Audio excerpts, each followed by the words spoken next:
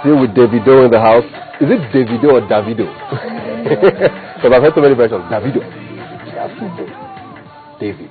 Yes. Wizkid now. Wizkid kind of blew up before you. Yeah. And when you came out, there was a lot of talk about, okay, there's a rivalry, two young guys in the scene. And they said, okay, you guys are quarreling, you guys are not friends. You were trying to outdo each other with your singles and all of that. So what is your relationship with Wizkid? Like when I first started, of course, because I was always a big fan. You understand? So meeting him for the first time, I was like, I'm a big fan, blah blah blah. Hear my work, he heard, they were like, nice. You understand? Then I blew up or whatever. Then rolling together, and people just see these two young guys, closing all the shows, doing all the shows, packing all the money. Then they start talking. You understand? When you have people around us, probably trying to fuel negativity and stuff like that, but there's no problem whatsoever at all. You've never had an issue with Wizkid? Never. Not at all? Never. I had a laugh, bare face. Okay, we'll take your word for it. I'm going to talk about something that's a little thorny now. Your last management was someone who you were very close friends with. A lot of us actually thought you guys were inseparable. It was almost like the D'banj Don Jazzy kind of friendship. And suddenly we had Issa and Davido are no more together. What happened there? It was just different views on different issues, and we just had to, go apart and stuff. We started this thing together. You know, we both didn't know it would get to a certain level. Do you understand? And when you get to a certain level, that means you need more people involved in whatever, and everything. He's a smart young man and everything. But I felt like, I needed more mature management. Do you understand? He's still my friend. He's still my boy anytime. We learned a lot of things together and stuff. And he's still doing his stuff. He's still doing his thing. So you guys are still friends? Are you sure? Yeah. I don't get the impression that you guys are... No, one of the best friends. Yeah, okay. I actually haven't spoken to him in a while, but I see his brother around and everything. But it's cool, man. It's cool. It's all goody. Yes. Let's talk about your tattoos now. It's something that is a very thorny issue as well. What did your family think of it, first of all? Ooh.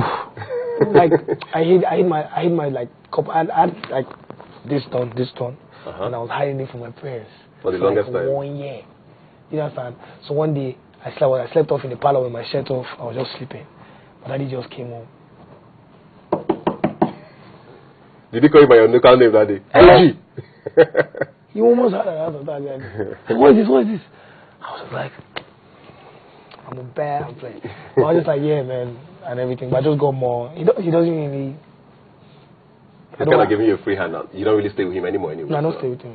Yeah, so... So are you comfortable with how many... Are you going to get more? No. Are you done? No way. I mean, Lil Wayne has on his face on his leg. Are you going to go that far? Nah. I can't. This is it. Do you think you're going to get to a point where you're like, okay, why did I do this? Probably. But, I mean... What's going to happen then? No, nothing now. Nothing. Bank cleaner. I know those things. Cover it. Let's do something quickly now. Okay, there's another issue that also came out as well with... there was a leaked conversation with Dr. Seed. Yeah. What was that about? Tell me about that. Basically, since I was like, I've been close to Jack even before everything.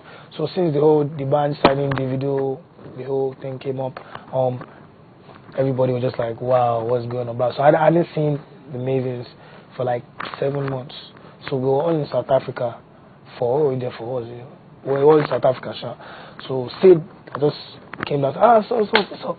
So it's me, Sid, 3 other people I can't mention, and then we're talking, and then the whole conversation goes about the band, blah, blah, blah, and then somebody was recording it, leaked and stuff. So I was just like, wow. But do you know who leaked it? No, I don't know. That was actually very interesting to listen to. Let's go as you mentioned about the record deal with the band. Were you signed onto DB Records? No. What happened was when the band got back from Paris, that's when when he got back from Paris. I hadn't seen him for a long while, and the first time he seen me since I blew up.